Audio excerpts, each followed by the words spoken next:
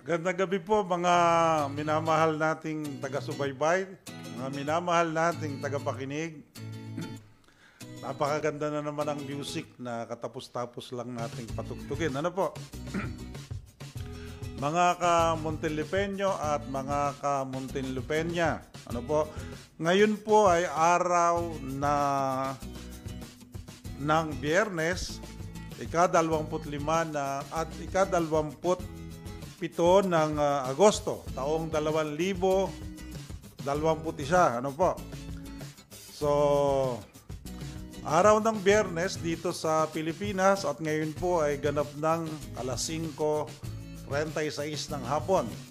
So, binabanggit po natin ang oras at saka araw sapagkat alam naman po ninyo, marami tayong mga taga-subaybay na nasa ibang bansa at hindi sabay ang ating oras. Ano po? Thank you po sa lahat ng mga taga-subaybay at tagapakinig. Ano po? Ngayon po ay ika-50 live streaming na natin. Our 50th live streaming. Ano po? Parang kailan lang, isipin ninyo.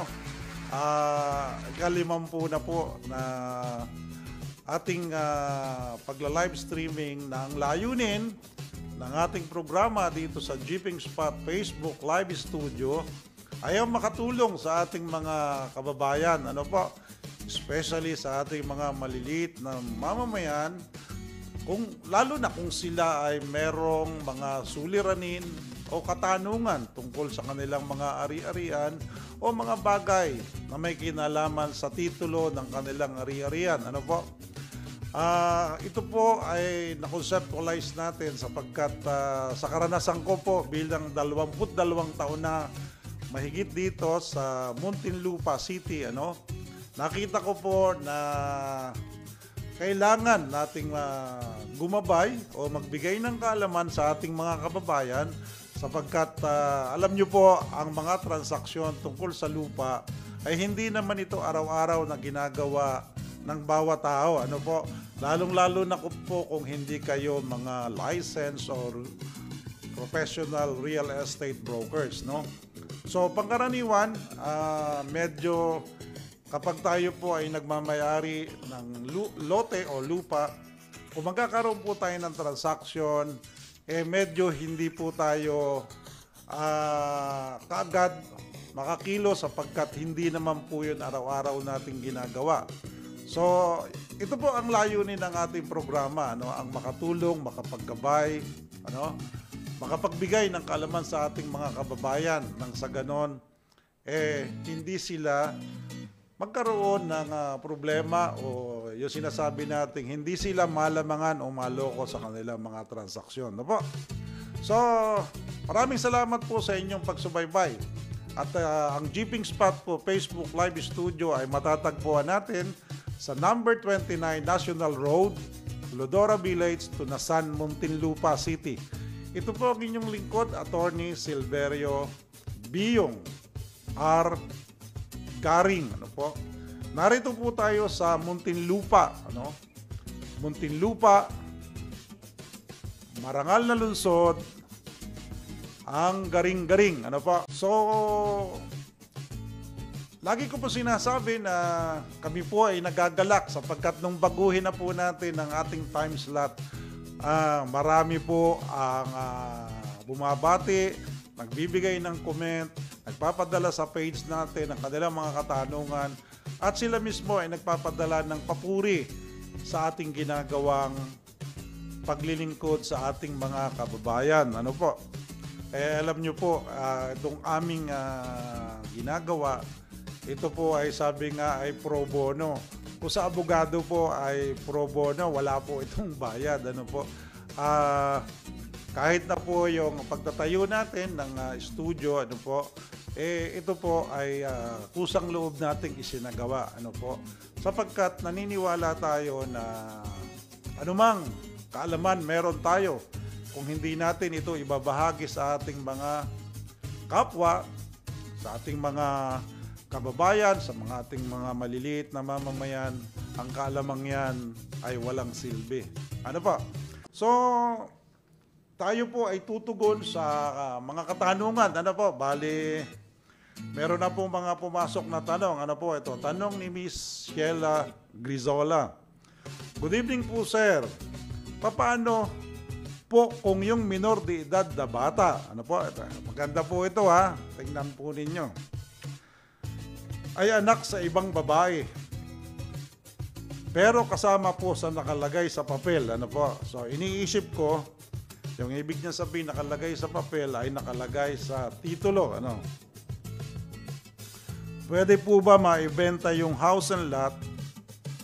As po kasi ng buyer kung magkakaproblema ba daw po siya pag binili niya. Salamat po. Ano? Yung anak sa labas, ano?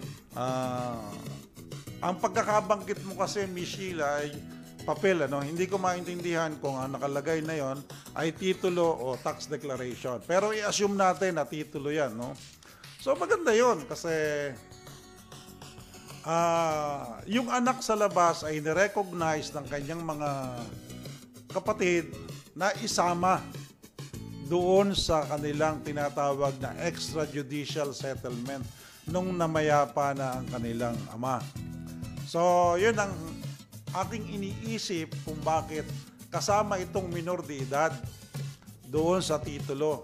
Yun ang sabi mo, minor de edad anak sa ibang babae. No?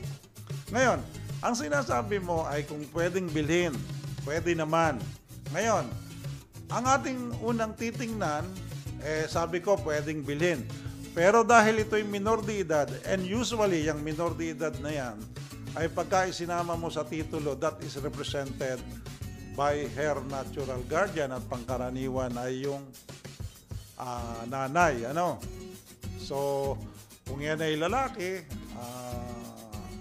pwedeng i-represent ng kanyang nanay, kahit babae, i-represent ng kanyang nanay. Pero ganito, dahil yan ay minor de edad, hindi ko lang malaman ngayon kasi baka mamaya nung ilipat ito, minor de edad siya, alam mo, tumatakbo ang panahon. Dapat nasabi mo sa akin kung siya ba ay hindi pa 18 taong gulang sa ngayon. No? So, i-assume natin na minor de edad pa rin siya. Maibenta yan. Yang sinasabi mo nga. Kaya lang, hihingi ng permiso. Ano? Yung kanyang natural guardian doon sa husgado. At magpapail siya ng petition to dispose the property. So, sasabihin niya sa husgado kung bakit kinakailang ibenta yung share, no, kasama nung share ng kanyang mga kapatid. Kung bakit ibebenta at ano ang valid na dahilan. At palagay ko naman kung maipakita niya sa husgado kung ano ang mga valid na dahilan, iaalaw naman siya. Sapagkat pangkaraniwan ang mga valid na dahilan sa pagpayag ng husgado para ma-dispose ang property ng isang minor ay yung kumisan hospitalization, yung sa pag-aaral, at saka yung ibang mahalaga o mahigpit na pangangailangan ng bata. So, remember, lagi kong sinasabi, ang nagmamayari ng lupa, hindi naman gusto ng batas na itali siya doon sa lupa. Ang kailangan lang ay maprotektahan yung karapatan ng isang minor de edad. Kaya ang husgado ang magsasabi, ang magdidetermine ng katumpakan o kung ano ang tamang dahilan kung bakit papayag na ibenta. So, Sheila, yun ang aking masasabi sa iyong katanungan. Pwede naman yan. At tingin ko hindi magkakaproblema yung bibili. No? Dahil sabi mo, nakakatuwa yung ganyang sitwasyon. No? Isinama yung anak sa labas. Sabi mo, anak sa ibang babae. At ngayon, kasama doon sa titulo. At yun ay minor. So, isang pagpuri sa mga kapatid, ano? At even dun sa nanay kung kasama, no? Ang tawag natin diyan pag ganyan parang stepmother no? So, marami naman ako nakitang ganyan na kahit na ika nga asawang lalaki ay nagkaroon ng pagkakamali. Pero laging nakikita ng mga nanay, yung kanyang asawa, yung bata, wala namang kasalanan yun eh. Kaya marami na ako nakita na inaruga ng mga stepmother yung anak sa labas ng kanyang asawa o ng namayapang asawa. So, sila yun ang tugon ng inyong lingkod at inaasahan ko na ang aking opinion na yon ay nakatugon sa iyong katanungan. At kung nakatugon, ang laging sinasabi ng inyong lingkod at ng programang ito, maraming salamat. So, nakakatuwa yung mga ganyan kasi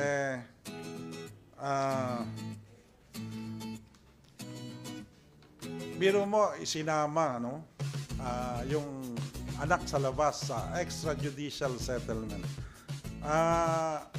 Pagka ganun, hindi magkakaproblema eh. Unang-una, nire-recognize nila yung kanilang kapatid, no? So, nila yun? Half brother nila yun or half sister, So, thank you dun sa mga kapatid and especially to the stepmother, napakagandang halimbawa yun sa mga paghahati ng ari-arian, So, thank you sa inyong pagsubaybay. So, tutugon ulit tayo sa isang tanong, At ang sabi niya, ito po, maganda po itong tanong, binigay naman niya yung pangalan niya, hindi naman niya sinabi. Sabi po ni Miss Berhinia, Lapas. Good evening po, attorney. Ask ko lang po kung hanggang kailan magiging valid yung mga titles na may annotations. Thank you. Alam mo, yung titles na may annotation ay mananatiling naandun kung ito ay hindi inaalis o binibigyan ng tamang mga dokumento para ito ay makancel, So, kasi ang tanong mo, hanggang kailan magiging valid? Kaya yan na na-annotate dyan, valid yan. Okay. So, i-concretize natin ang iyong tanong. Annotation kasi. Pag sa titulo, maraming annotations, Merong, halimbawa, katulad ng ang annotation ay yung minana nyo ang property. Meron yung Section 4, Rule 74 of the Rules of Court. So, dito masasabi ko sa iyo na sa tanong mo hanggang kailan valid, So, yung ganon, may period yun. 2 years from the time na na-issue yung titulo. So, after 2 years, pwede nang ipa-cancel ng registered owner, ng mga nagmana, through a verified petition. Hindi po kailangan dumaan sa husgado yon. So, verified petition lang po, parang affidavit yun. Sasabihin nila na kami ay mga tagapagmana at ang aming titulo ay merong nakalagay na Section 4, Rule 74 of the Rules of Court at ito ay 2 taon na at wala namang ibang naghahabol. So, re-request namin sa Register of Deeds na ito ay cancel na. So, yon. So, valid hanggang 2 taon. So, ang annotation kasi maraming klase yan eh. Di ba? Kung minsan, yung mga katulad na nangyari doon sa Quezon City, nasunog. Nangyari sa Bulacan, nangyari sa Oriental Mindoro, nasunog yung mga titulo sa Register of Deeds nung araw ito, hindi ngayon. So, maraming nagpa-administrative reconstitution dyan, Dahil lang nasunog ay yung original copy at inalaw naman ng Republic Act number 26 ang pagkakaroon ng tinatawag na administrative reconstitution. At kung ang titulo mo ay na-reconstitute administratively, meron yung annotation pag in-issue ng Register of Deeds. Meron yung annotation na subject yun sa Section 7 of Republic Act number 27. Okay? So, di ba binigay ko sa iyo kanina yung dalawang taon para doon sa minanang property. In this case, merong annotation kasi reconstituted ito administratively, ano? Meron din itong 2 taon. Pero ang pagkakaiba nito, hindi mo ito maipakancel sa pamamagitan ng verified petition. No? Pupunta ka sa husgado at sasabihin mong wala namang nagpa-reconstruct o nag-refile ng anumang annotation doon sa titulong na-reconstitute sa'yo administratively. No? Di po ba minsan, ito po ang titulo, halimbawa po ay may adverse claim yan. Ano po, ina-annotate lang po ito sa original copy kasi involuntary yan eh. Kung merong notice of lispendence yan, involuntary din yan, ina-annotate lang yan sa original copy. Kung tawagin natin nung araw ay bold copy. Ngayon po, ang tawag na namin dyan ay government copy. No? So, nasunog po yan. Ay, bawa, nandun, may adverse claim. Nandun, may notice of lispendence. Pagka yan po ay na-issue ang titulo administratively, meron po yun. Ang ibig sabihin, kayo na mga naghahabol dati doon sa titulong yun ay binibigyan ng ating batas na i-refile o kaya i-reconstruct yung inyong mga involuntary transaction katulad ng mga adverse claim, katulad ng mga notice of lispendence. Ano? So kung hindi nyo nire-reconstruct yan sa loob ng 2 taon, yung registered owner ay pwede na mag-file ng petition sa husgado to cancel that annotation. Di ba? Sa husgado hindi katulad kanina, magkaiba. Sa husgado. Para tanggalin na yon on the ground na wala namang naghahabol o nagpapa-refile o nagpapa-reconstruct ng kanilang mga dating involuntary transaction. So yun ang pagkakaiba. No? Yung ibang mga annotation, siyempre katulad ng annotation ng mortgage, ay di siyempre habang may utang ka, valid yun. Yan. Ano? Isipin mo yung salitang annotation, ang daming mga pwedeng sabihin at ang daming ipakahulugan. Ano pa? Sa Miss Berinya Lapas, nagpapasalamat kami at napakaganda ng iyong katanungan. Actually, ang dami po niyan kung annotation ang sasabihin ninyo. Napakadami po yan. At yan po ay magandang tanong, kaya nagpapasalamat kami. At kung meron pa kayo na gustong ipaliwanag kami, dagdagan po ninyo sa page namin. Ano po? So, thank you, Miss Berhinia Lapas, at inaasahan ko na ang aking opinion tungkol doon sa validity ng annotation at sa binigay kong halimbawa ay nakatugon sa inyong katanungan. Ano po? Maraming salamat sa inyong pagsubaybay. So, tuloy natin ang ating pagtugon sa mga katanungan.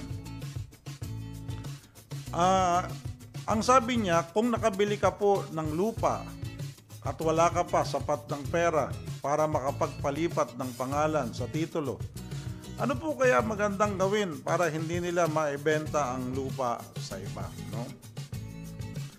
So, katulad po ng mga katanungan ganito, ang sabi niya, nakabili ng lupa, pero sa ngayon wala silang gagastusin para doon sa mga pagbabayad ng buwis. Ano? Minsan, pagka ganyan po na kayo nakabili ng lupa, ano? Sabi nga natin, nakabili nga po ng lupa yun naman pong mga babayaran sa buwis, capital gains tax, transfer tax, maliit lang po yan. Kaya, pagka po kayo nakabili, as much as possible, ano po, pagkatapos kayo magkabayaran, ano po, gawan nyo na ng paraan na mabayaran ang mga obligasyon niyan sa buwis, kasi maaaring dumating ang pagkakataon na ma-penalize pa kayo, di lalo lalaki ang babayaran ninyo. Capital gains tax po, 6%. Ang documentary stamp tax, 1.5, kaya 7.5 po yan. Nagbabayad po ng capital gains tax, at tulad dito sa tanong mo, nakabili ka. Nagbabayad ng 6% ay yung nagbenta. Maliban na lamang kung tinatawag na, meron kasing tawag sa bilihan net. Ibig sabihin, no, sagot ng bumili yung capital gains tax, no? So, ang tanong mo, ano ang mabuting gawin para hindi nila maibenta? Unang-una, dahil kayo nagkabentahan na, ina-assume ko na hawak mo yung titulo. Kung hawak mo yung titulo, paano nilang maibenta yan? No? So, tama, yung titulo nasa pangalan ng nagbenta sa'yo. Pero, remember, nagbilihan na kayo at hawak mo na yung titulo. So, parang may gusto kang tumbukin doon sa tanong mo. Okay? Ano ang paraan para hindi nila maibenta? Parang sa akin, ina-assume ko na parang gusto mo magpapile ka ng adverse claim.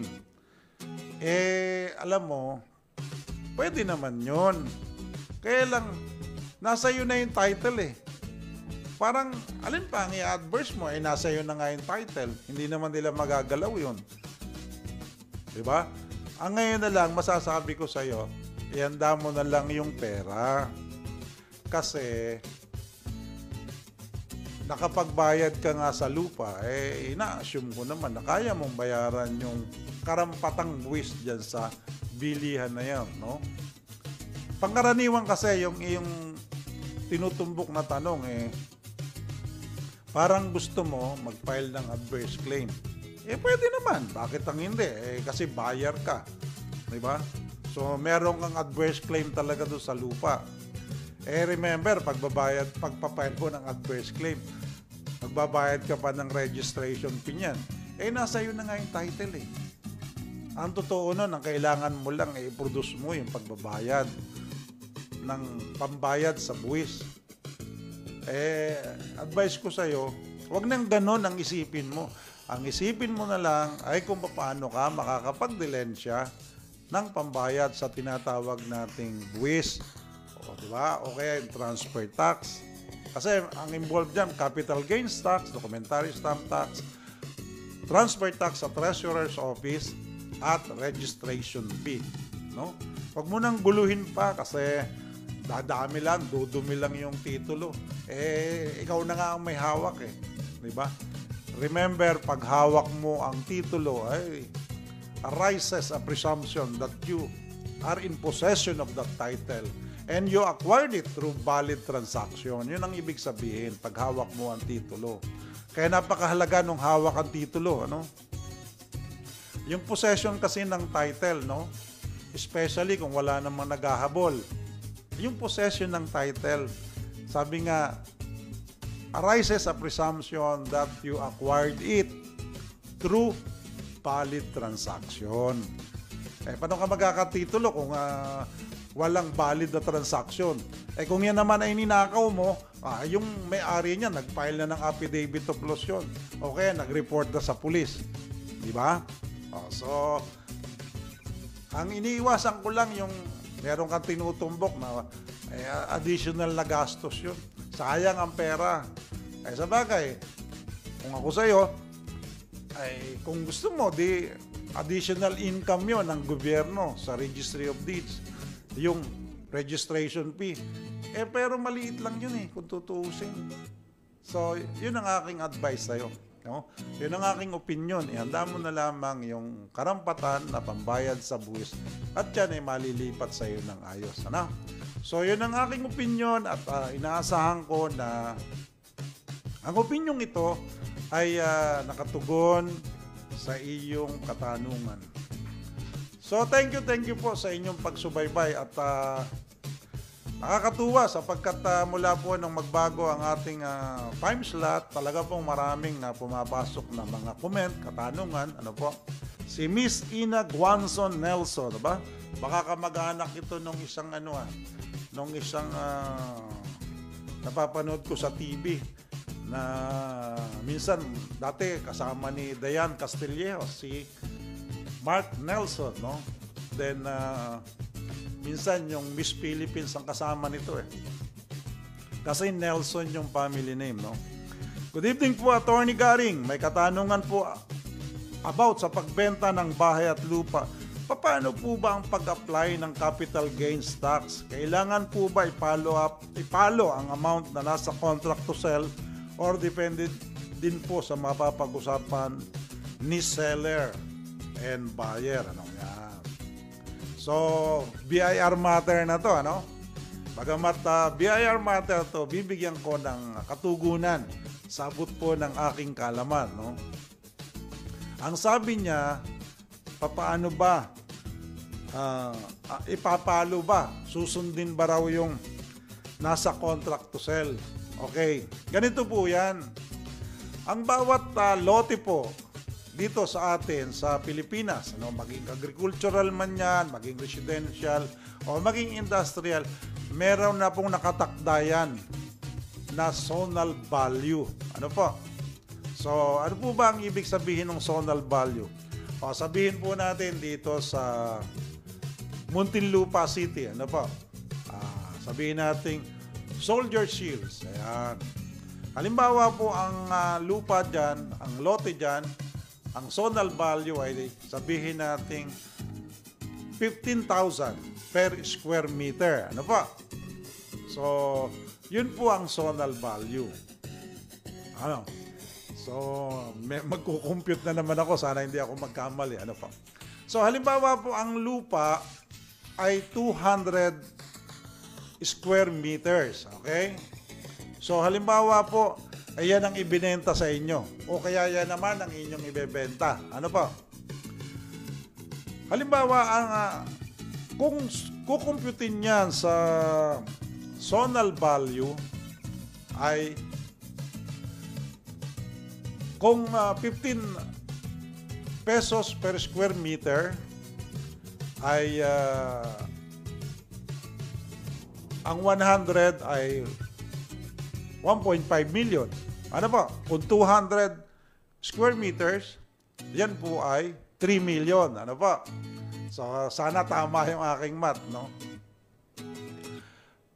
Kung ang inyong bilihan na sinasabi nyo na nasa contract to sell ninyo ay halimbawa po ay ang bilihan ninyo ay 2 million lang. Ano po? Hindi po yun ang susundin ng BIR. Ang susundin po ng BIR ay yung kanilang zonal value. Kasi sa pagdetermine po ng capital gains tax, ang sinasabi ng BIR ay whichever is higher, zonal value or consideration. In this case, mas mababa yung consideration. Doon sa hinahalimbawa ko sa inyo na 2 million, ano po? Ay ang halaga ng zonal value 3 million. So, ang magiging basis ng tax base ng pagkukompute ng capital gains tax ay yung pong 3 million. Ano po? So, karili naman po. So, halimbawa naman, kayo ay nagbilihan. Ano po? Ang zonal value, the same example po, ang zonal value, di ba sinasabi ko sa inyo, 3 million sa 200 square meters. Eh, nagbilihan kayo. Di ba? Ang bilihan nyo ngayon, 4 million. Di ba? Mas mataas yung consideration. Eh, samantalang ang sabi ko kanina, zonal value ang susundin. Dito po sa sitwasyong ito, hindi zonal value. Ang susundin ay yung laki ng consideration. Ano po? So, yun ang basis po, yung 4 million. Kasi ang sabi nga nila, whichever is higher, consideration or zonal value. Doon po sa unang halimbawa ko, mas mataas po yung zonal value kaysa doon sa bilihan nyo. Ano po? Eh dito po sa pangalawang halimbawa ko, mas mataas yung bilihan ninyo. So, ang susundin ng BIR para makompute ang tinatawag na capital gains ay yung consideration. Yun po ang ibig sabihin ng whichever is higher. So, sana po nakuha na ninyo ang ibig ko sabihin, ano? Miss Ina Guanzon Nelson, no? So, ma'am, thank you po sa inyong pagsubaybay. At kung medyo hindi pa nyo nakuha at gusto nyo pang liwanagin namin, pakitext lang po sa aming page para malaman namin yung point na gusto pa ninyong malaman. Ano po? Thank you, Miss Ina Guanzon Nelson, no? Doon po sa ating mga taga-subaybay, ano po, na hindi pa nagla-like and share, please like and share Jeeping Spot Facebook Live Studio. At doon po sa hindi pa nag-subscribe sa ating YouTube channel, please subscribe our YouTube channel, Jeeping Spot. Ano po? Ang ating pong programa ay tuwing Lunes, Miyerkules at Biyernes na nagsisimula ng alas 5:30 ng hapon hanggang alas 7 ng gabi. Ano po? So, inagahanap po namin yan para lalo tayong madaling magkasama-sama sa programang ito. So, thank you po, thank you. At lagi ko po namin sinasabi na ang layunin ng programang ito ay makatulong sa ating mga kababayan, lalong-lalo na sa ating mga maliliit na mamamayan. Ano po? Kasabay po nito, sinasabi namin na pagbibigay po ng opinyon ng inyong lingkod ay hindi po kiniklaim ng inyong lingkod o ng programang ito na ang aming opinyon ang pinakatumpak. Ang sinasabi po namin palagi at inuulit-ulit kung sa inyong katanungan ang opinyon namin, sa abot ng aming makakaya, sa abot ng aming kaalaman ay nakasagot sa inyong katanungan, ang amin po sinasabi ay maraming salamat. Ano pa? So, at meron na naman tayong tutugunan. Ito po ay tanong ni Mrs. Vilma Raimundo Labay. Kung namatay na po ba ang nagbigay ng SPA, ito po ba ay mawawala na ng visa? Ayaw po. Ganun po yun. Pagka po ang isa sa party ng special power of attorney ay namayapa na, yun pong kanilang SPA ay nawawala ng visa, ano? Kung tawagin ay nare-revoke, di ba? It is revoked upon the death either of the principal or the agent, ano po? Kasi hindi na po makakakilos yung mga yun kasi patay na. So, yun po, isa po yun sa grounds kung bakit nawawala ng visa ang special power of attorney, yung death of one of the parties, no? So, yun po ang aming kasagutan, Mrs. Vilma Raimundo Labay, ano po? At nagpapasalamat po kami at patuloy kayong sumusubaybay dito sa ating programa. At meron pong isang nagpadala sa atin, ito ang sabi niya, ano po? Hi po, 2003, nakasangla po lote namin sa pribadong tao. Pero pinatatakan sa RD ng mortgage ang aming titulo. 2013 po, bayad na. Natubos na sa tao. So may cancellation of mortgage kasi full payment na po kami. Paano po ang pagpapakancel ng nakatatak na mortgage sa title ng aming titulo? Maliit lang po ba ang babayaran? So, okay naman po. Ano? Iingatan po ninyo yung inyong cancellation na ibinigay sa inyo nung taong nagbigay sa inyo ng loan, no? At saka ibinalik na siguro sa inyo ang titulo. Yun ang aking understanding doon sa tanong mo. Kasi iniisip mo na kung paano ipaka-cancel, no? So, dadalhin nyo po sa RD yan, yung cancellation of mortgage. Isa po itong document, no? Na sinasabi doon na kayo'y bayad na at kayo ay release na sa inyong pagkakautang. So, dadalhin nyo yung release of mortgage na yon or cancellation of mortgage kasama ng inyong titulo sa Registry of Deeds para yung naka-annotate na mortgage ay makancel na nang sa ganon, yung titulo ninyo ay masasabing clean title na. Ano po? Kasi yung pong mortgage, encumbrance yan eh. Ano po? So maganda yung maipa-cancel nyo sapagkat pagka kailangan ninyo na isang lang muli, hindi na kayo magpapa-cancel. Di ba?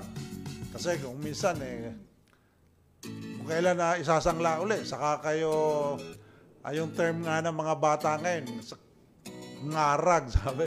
Yun na rin, ngarag. Kung kailan magsasangla, saka magpapa-cancel. So, it would take another time. Ano po? So, mabuti na mapa-cancel nyo na yan. At nang sa ganun ay maging malinis na yan. Maliit lang po ang babayaran yan. Sabi nga kakapiraso. Mas malaki yung binayaran yung utang. Ano po? So, magiging malinis po ang title nyo pagka yan ay napaka-cancel nyo na. So, thank you po sa inyong pagsubaybay, no? Sa atin po na mga nagtatanong, kapag ka po kayo ay merong katanungan, ano po, doon po sa page namin, doon sa Jeeping Spot Facebook Live Studio, meron kami pong page, pwede nyo pong i-text doon ang inyong katanungan at yan po ay kukunin namin at aming bibigyan ng katugunan yung inyong mga katanungan. Ano po? Ito po, isang tanong ito. May nabili po akong lupa, no? Extrajudicial settlement with sale. Tanong ko lang po, tama po ba na nailipat na agad sa akin yung tax declaration kahit hindi pa namin napapalipat ang titulo? Parang ito ay katulad nung aking nasagot na nung minsan, ano po. Kung doon naman sa extrajudicial settlement with sale, sinunod naman ninyo ang lahat ng mga dapat bayaran, estate tax, capital gains tax, transfer tax, ano? At ngayon, parang nagtataka ka lang at nailipat ka agad sa iyo ang tax declaration. Talagang kung minsan nakakapagtaka rin, ano? Pero remember na yung tax declaration ay hindi naman ito proof of ownership Ito ay isang dokumento lamang na nagiging basis kung magkano ang babayaran ng amilyar. Ano po? So, hindi ko binibigyan ng pag-iisip na yung ginawang yon ay may anomalya. Kasi sabi mo, nagbayad naman kayo ng capital gains tax. Nagtataka ka lang at yung tax declaration ay napalipat kaagad sa'yo. No? Kung kayo naman ay meron namang bilihan, ano? At yan naman bilihan ninyo ay valid and legal, ano? Yung pagbabayad ng amilyar ay base yan sa tax declaration. Ano? At hindi naman yun magiging basis ng ownership kasi may titulo ito At yun nga, ililipat pa sa'yo Pero remember this, as lagi ko sinasabi, yung paglilipat ng mga ari-arian sa nagmana, pagkatapos ng mga dokumento, ano, na kasi minsan may publication pa yan, meron pa yung babayaran nyo, estate tax, no? Pero ang sabi dun sa batas, transmission of property, no, do sa law on succession, ano, transmission of property takes effect upon the death of the decedent. So, parang tinitingnan ko na maaring kinukumply lang nung nagbenta sa'yo yung pagbabayad ng amilyar. No? Kaya siguro, masasabi mo na nasa pangalan mo na kaagad. Pero hindi talaga pangkaraniwan yung ganon. No? Pero dahil sinabi mo naman na nagbabayad kayo ng estate tax, nagbabayad kayo ng capital gains tax, wala akong nakikita na masama doon kasi yung tax declaration naman, kapag ka may titulo, hindi naman yun ang basis ng ownership eh. Ang basis ng ownership yung title. Yung tax declaration is only the basis kung magkano ang tinatawag na babayaran mong amilyar. May mga nakalagay doon. So yun ang ginagawang basis para i-compute yung tinatawag na amilyar. So parang wala ako nakikita ang ano dito. Huwag kang masyadong mag-alala. Ang iyong isipin, matapos yung inyong transaksyon, malipat yung titulo sa'yo. At nasa ganon, may titulo ka na, hindi ka na magpapapalit ng tax declaration. No? So opinion ko to at hindi ko sinasabi kasi ako lagi positive kasi ako eh. Gusto ko positive. Huwag kang mag-isip ng masama. So yun ang aking opinion tungkol sa iyong katanungan. So maraming salamat at sana'y nakatugon ang aking opinion sa iyong katanungan. Tugunin natin itong tanong na ito. Paano po malalaman kung nakasangla o may problema ang isang lupa na binebenta? At ano po ang mangyayari pag nabili ang lupa na ibinenta sa iyo pero ito pala ay nakasangla o may problema ang lupa? So ganito muna. So utay-utay natin sagutin ang iyong katanungan. Ano? Ang sabi mo, paano malalaman kung nakasangla o may problema ang isang lupa na binebenta? Okay? Kapag ikaw ay bibili, at lagi kong sinasabi ito, kapag ikaw ay bibili ng isang lupa, ang una mong gagawin is to exercise due diligence. Ano po ba ang ibig sabihin natin doon? So, maging maingat, maging diligent. At paano mo isasagawa ito? Ikaw ay pupunta sa Registry of Deeds at hihingi ka. Siyempre, binebenta sa'yo. May pakikita yan. May sasabihin TCT number yan. Pupunta ka sa Registry of Deeds at ikaw ay hihingi ng tinatawag na certified true copy ng lote o lupang ibinebenta sa'yo.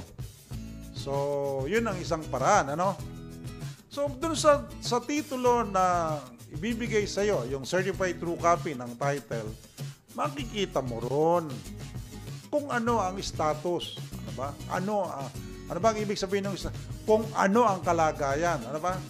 Kung ano ang meron. Ang lote o lupang ibinebenta sa'yo. Kasi nakalagay yan doon sa titulo kung ano. Kung nakasangla ba yan. Kung yan ay meron bang naghahabol, kung yan ba ay subject ng isang kaso, yun ang pamamaraan. Di ba? So, doon natin, utay-utay natin na tugunin yung iyong katanungan. So, paano malalaman kung nakasangla? Kung yan ay nakasangla, may annotation doon ng tinatawag na real estate mortgage. Okay. Kung hindi naman yan nakasangla, at yan naman ay may tinatawag na adverse claim, o kaya meron niyang notice of lispendence, ang ibig sabihin kung may adverse claim, may naghahabol. So, may problema yung lupa. Diba? Kung yan ay may notice of lispendence, ang ibig sabihin, yung property, yung titulo na kinuha mo na yun nga ang nakasaad dun sa certified true copy, ang ibig sabihin, yun ay may kaso. O yung titulo na yun ay subject sa isang kaso sa husgado. So, yun ang tinatawag mong problema. So, hindi ko nililimit, Hindi ko nililimit yung sinasabi mong problema. Kasi madaming problema ang titulo kung tutuusin mo. Hindi lang yun. Pero, ibinibigay ko sa iyo para makita mo. Kukuha ka muna ng certified true copy. Okay? At doon sa certified true copy, makikita mo na kung ano ang status. So, mula doon, Ngayon, may tanong ka pa. Ano po ang mangyayari pag nabili ang lupa na ibinenta sa'yo? Pero ito pala ay nakasangla o may problema ang lupa. Okay. Ganito.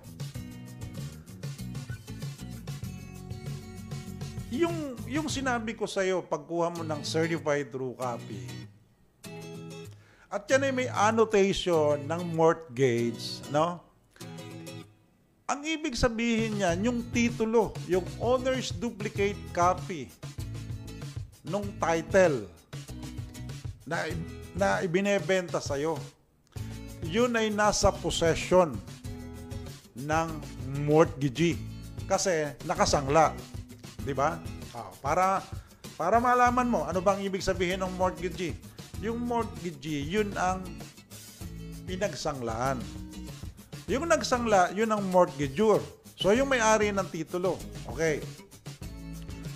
Ngayon, katulad halimbawa, kung yan ay isinangla sa bangko, ang mortgagee, yung bangko. Okay. So, makikita mo na doon sa certified true copy na yan ay nakasangla, binebenta sa'yo. Oh. Eh, alam mo nakasangla eh. Di siyempre, hindi mo dapat bilhin kasi nakasangla. Maliban na lamang kung doon sa inyong usapan, ikaw ang tutubos sa bangko. Pero remember dapat maayos na usapan yan. Diba? Kasi ang pinag-uusapan lang natin dito, isang property na nakasangla at binebenta sa'yo.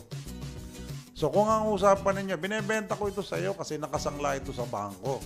Okay. Kung ikaw naman, may kakayanan na bayaran yung utang sa bangko, and at the same time, kung may sobra pa, may sukli pa sa kanya, wala naman ako nakikita nun kung ang problema lang ay nakasangla. No? So, pwede ka lang humingi sa kanya ng SPA para bayaran ang pagkakautang. So, walang problema yon kasi utang lang yon. Okay? Ngayon, ang sinasabi mo yung problema. Ayan. Kaya nga sinasabi ko sa'yo, kukuha ka ng certified true copy. Ang problema, ito. Yung sinasabi natin kanina, sangla eh. So, may katapat yun. Babayaran lang. Di ba? Ang problema ay ito, kung yan ay may adverse claim. Kung yan ay may notice of lease pendants.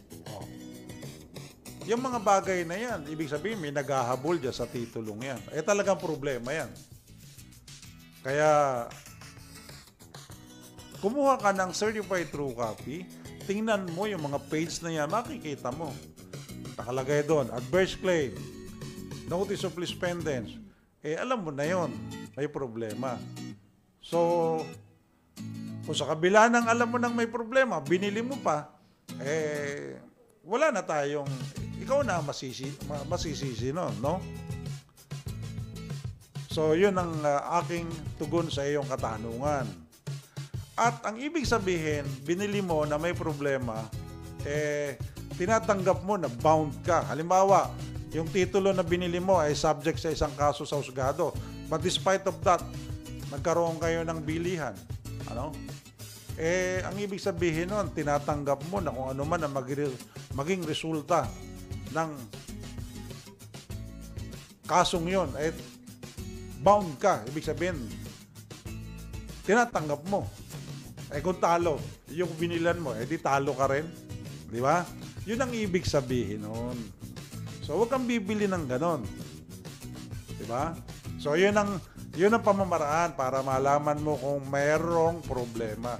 Yung tanong mo kasi kung nakasangla at may problema. So, binigay ko lamang yung pagkakaiba ng dalawa. Yung sangla, babayaran lang yun. Pero kung pagka ito ay subject ng isang kaso, ay talagang problema. So, huwag kang bibili ng ganon, no? Buyer in bad faith ka nga nun eh. Diba? You're not a buyer in good faith.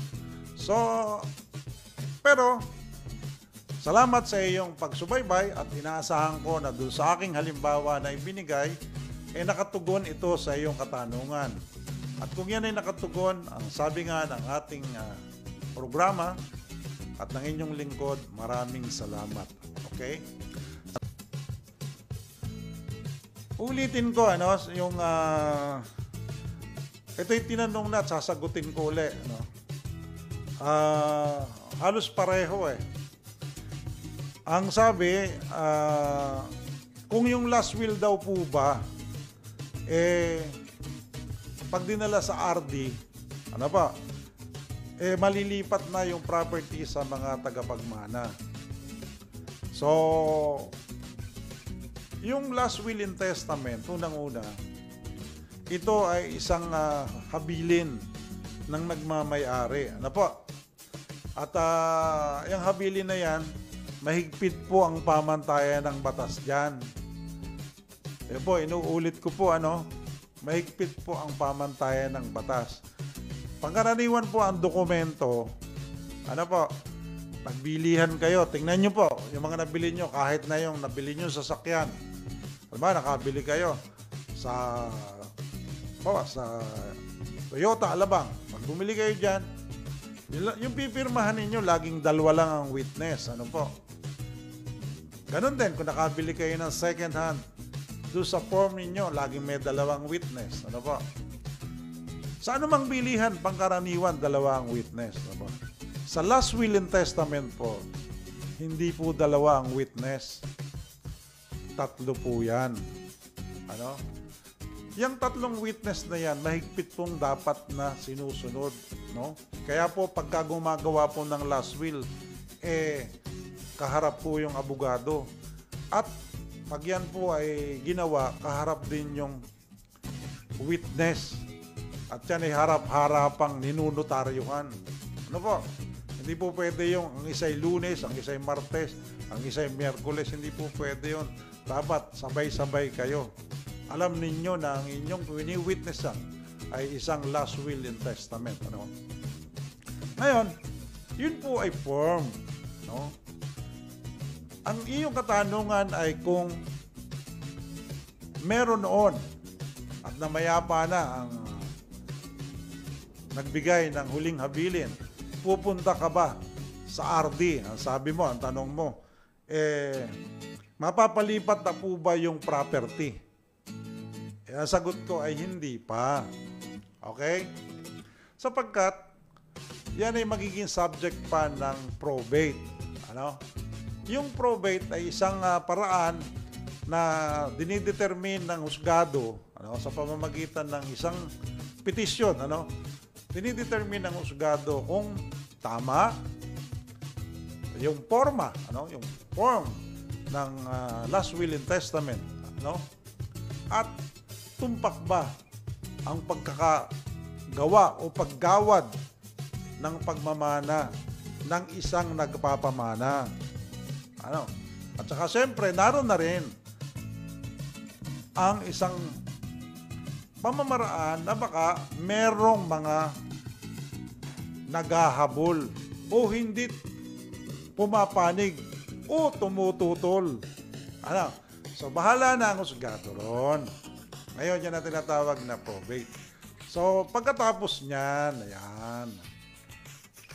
Pag natapos siya sa husgado, karoon ng maliwanag na desisyon, ang husgado, doon pa lang pupunta sa RD para isagawa ng RD. But despite of that, hindi lang yun, may mga babayaran pa rin yung mga estate tax. Hindi porke last will and testament, ligtas na sa estate tax. Ganun pa rin, may babayaran yan.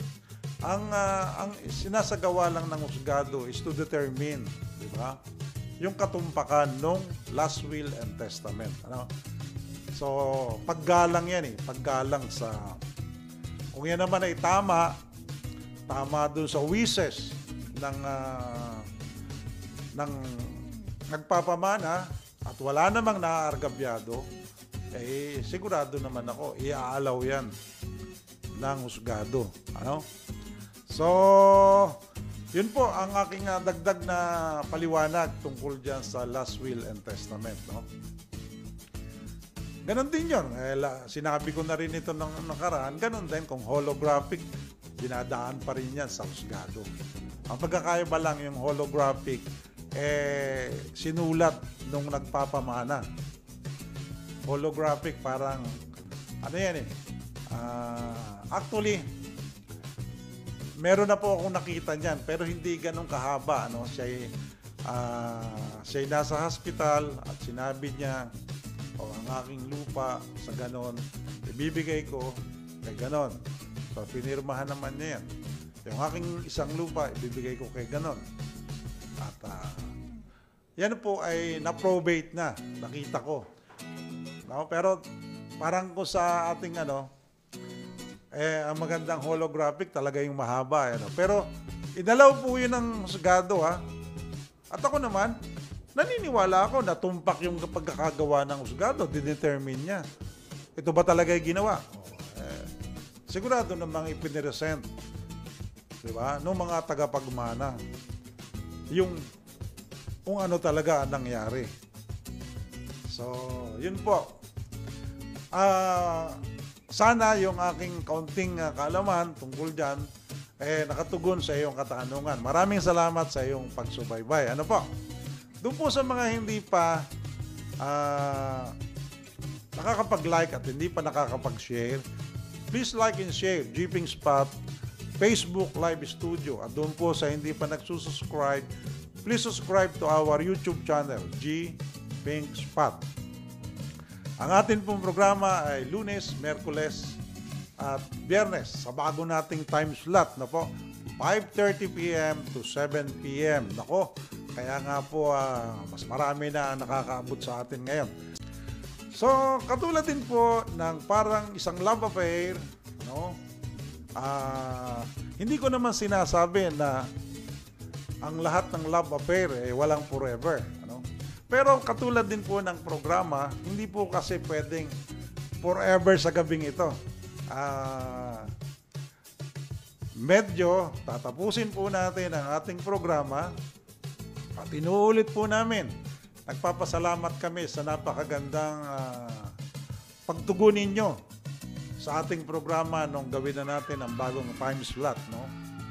So, tayo po ay muling magbabalik sa Lunes, ganap na alas 5:30 hanggang alas 7 ng gabi dito sa Jeeping Spot Facebook Live Studio. Ano po? So, maraming salamat po sa lahat ng mga sumusubaybay, sa lahat ng tumutugon, sa lahat ng nakikinig dito sa ating programa. Ano po? Sa ating mga kamuntinlipenyo at ating kamuntinlipenya. Inuulit ko, ito ang inyong lingkod, Attorney Silverio Biyong Argaring, na nagsasabi na kung sama-sama, makakaya, at kung tulong-tulong, susulong. Inuulit ko, ang ating studio ay nasa number 29, National Road, Lodora Village, Tunasan, Muntinlupa City. Dito po yan, sa Muntinlupa. Muntinlupa, marangal na lungsod, ang garing-garing. So, magandang gabi po sa inyong lahat at magkita po tayong muli sa Lunes sa parehong oras. So, inaasahan ko na tayo muling magkakasama. Maraming salamat po sa inyong lahat at pagpalain po tayo ng Panginoong Diyos.